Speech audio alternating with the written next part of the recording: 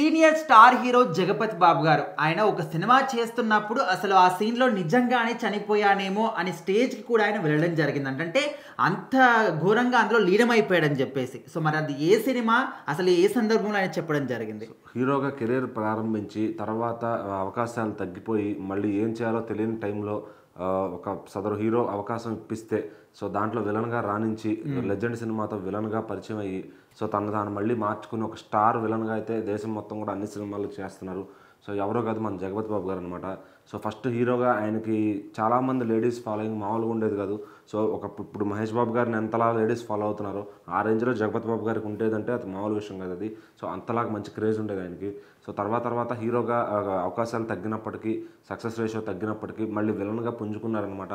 So ఈరోజు Indian సినిమాలో ప్రతి ఒక్క అన్ని భాషల్లో కూడా ఆయన యాక్ట్ చేయడం జరిగింది. సో హిందీ లేదు, తమిళం లేదు, అన్ని భాషల్లో ఆయన అయితే చేశారనమాట.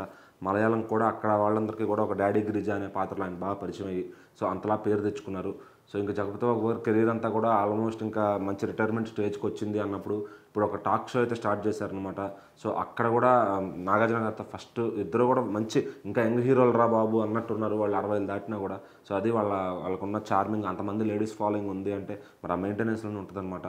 అయితే జగపతి బాబు గారు ఒక ఇన్సిడెంట్ షేర్ చేసుకున్నారు. అదేంటంటే అంతఃపురం సినిమా చేసేటప్పుడు ఆ సినిమాలో కృష్ణవంశీ గారు ప్రతిదీ కూడా అంటే హీరో కానీ విలన్ కానీ ఎవరి దగ్గర నుంచి అయినా 100కి 1000% లాక్కుంటారు యాక్టింగ్ని.